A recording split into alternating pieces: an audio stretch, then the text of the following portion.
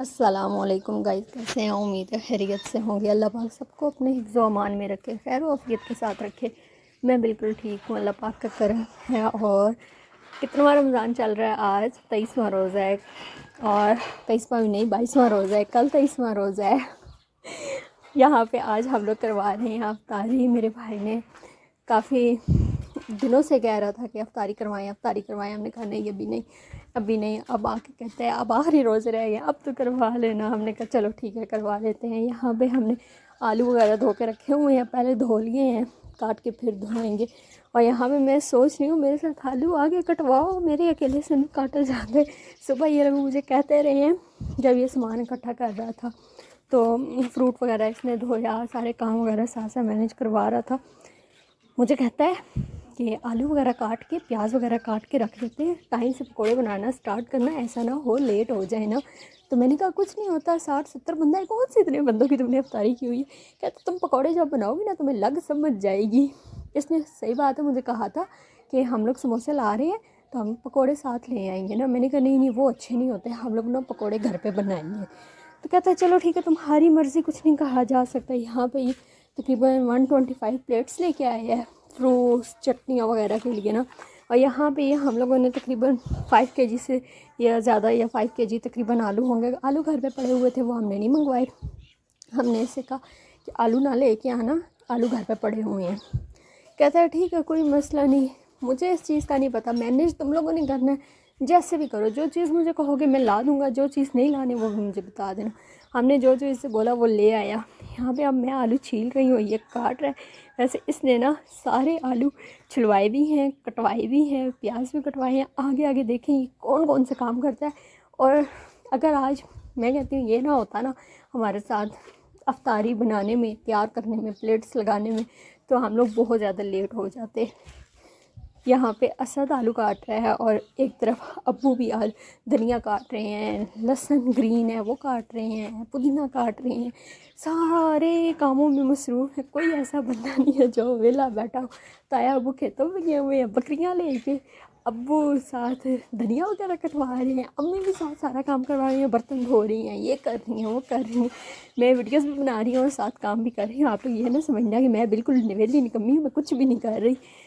आलू हमने काट लिए थे और यहाँ पे हम लोग काट रहे हैं प्याज। और प्याज काटते हुए मेरी तो इतनी आंखों से ना आंसू आए, इसकी आंखों से थोड़े से आंसू आए तो आगे से यूँ करता है आंख। मैंने कहा क्यों? कहता है नहीं नहीं, मेरे तो नहीं निकल रहे आंसू। मैंने कहा हाँ तुम्हारे नहीं निकल। कहता नहीं, प्याज इतने नहीं कड़वे हैं, तुम्हें ज़्यादा कड़वे लग रहे हैं।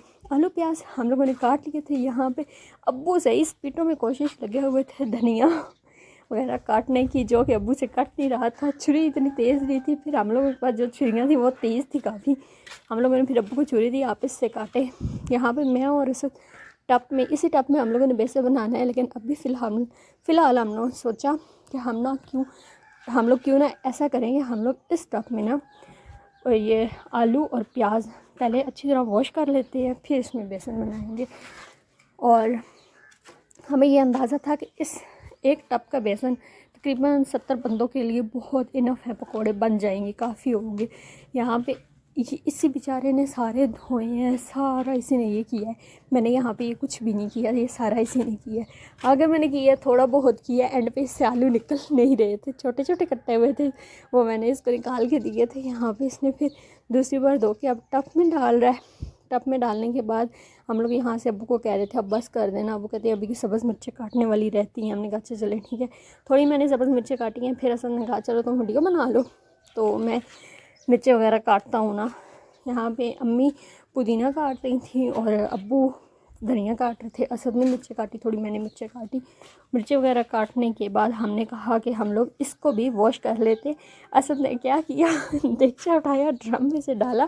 कहता है चलो जोड़, कहता है कोट कटदा रवे इतने मग्गे रल पानी, देगचा चुको तो बिच पाओ तो पानी बाहर कटो। फिर मुझे ये पकड़ाता है, कहता है ये वाला डब्बा से पकड़ाता है, कहता है ढोंगा सा ये भी भर के दो। मैंने कहा ये जितना तो पानी से पौधा पे है ना तरदा तरदा फिर तनिया रो पी। कहता है ना कर सच्ची है क्या? हाँ अच्छा, साथ से काम करवा, साथ से कहता है बड़ा मुश्किल है, बड़ा मुश्किल है। मैंने कहा नहीं मुश्किल नहीं, आसान है, थोड़ा सा रह गया कि मैंने कहा बेसन भी तुमसे बनवाने हैं कि तो ना कर, तुम मेरे से बेसन नहीं बनवाई, वो चम्मच से बना लेना। मैंने कहा इतना बेसन चम्मच से नहीं बनता, देख आगे आगे होता क्या है तुम्हारे साथ ना, आज सही तुमसे हमने काम करवाने हैं ना। कहता है ऐसा था तो मुझे पहले बता देते, मैं बने हुए ले आता। मैंने कहा नहीं बने हुए नहीं लाने थे ना। तो यहाँ पे हम लोग बेसन, ये हम लोगों ने 3 किलो बेसन मंगवाया था। ये वो भी कह रहा था कि नहीं बेसन बहुत कम है, 5 किलो लाना है। मैंने कहा तो पूरे गांव की अफ्तारी नहीं करनी, तो उन्हें कुछ लोगों की अफ्तारी करनी है, 70 लोग हैं, बहुत है 3 किलो बेसन ना। ऐसा आलू प्याज धनिया बहुत कुछ डलेगा। क्या था, अच्छा चलो देख लो। यहाँ पे हम लोग बेसन ऐड कर रहे हैं और ये बेसन डालते हुए सोच रहा था क्या करूँ, कम हो गया तो मैंने कहा कम हो गया ना, अगर सारी प्लेट्स बनाएंगे, अगर पकौड़े कम हो गए पकौड़े और ले आना। क्या था ये ठीक बताया है। मैंने कहा हाँ। फिर यहाँ पे हम लोगों ने दड़ा मिर्च डाली है, हल्दी डाली, साबुत गरम मसाला डाला और इसमें ये सारी चीज़ें डाल के एंड पे कहता है इसमें तो अनारदाना है ही नहीं। मैंने कहा लेके तुमने आना था, मैंने आना था। कहता अच्छा चलो खैर, अनारदाने के बिना अच्छे बनेंगे। मैंने कहा हाँ कोई मसला नहीं, अनारदाने के बिना बहुत अच्छे पकौड़े बनेंगे, टेंशन ना लो तुम। इसका रोज़ा नहीं था। मैंने कहा चलो, बाकी सबका तो रोज़ा था, कोई चख नहीं सकता था मसाला। मैंने कहा तुम मसाला चख के बता देना, नमक वगैरह कुछ कम हुआ तो हम नमक वगैरह और ऐड कर लेंगे, इसमें तो कोई मसला ही नहीं है, ये तो अपने हाथ की बात है। कहता अच्छा चलो ठीक है।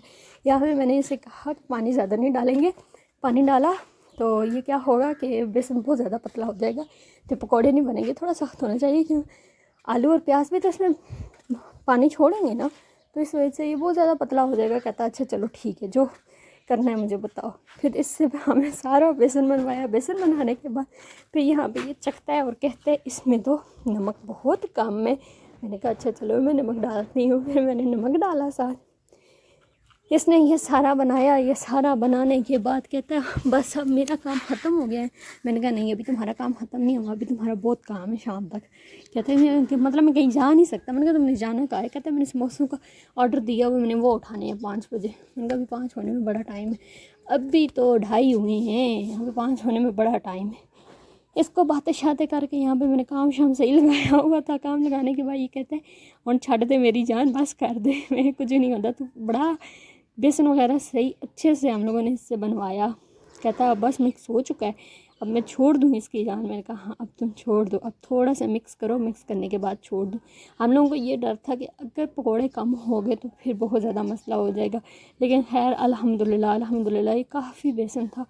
अब वो कहते हैं नहीं ये 70 बंदों से ज़्यादा है बेसन, इंशाल्लाह पूरा हो जाएगा, टेंशन ना लो, बिस्मिल्लाह पढ़ के काम शुरू करो, अल्लाह पाक खैर करेगा। फिर यहाँ पे अब सारा बेसन इकट्ठा कर रहा था। कहता बस मैं हाथ वगैरह वॉश कर लूँ बस। मैंने कहा हाँ अब ये सारा बेसन हाथों से उतार के अब ये फिर अपने हाथ वॉश कर लो।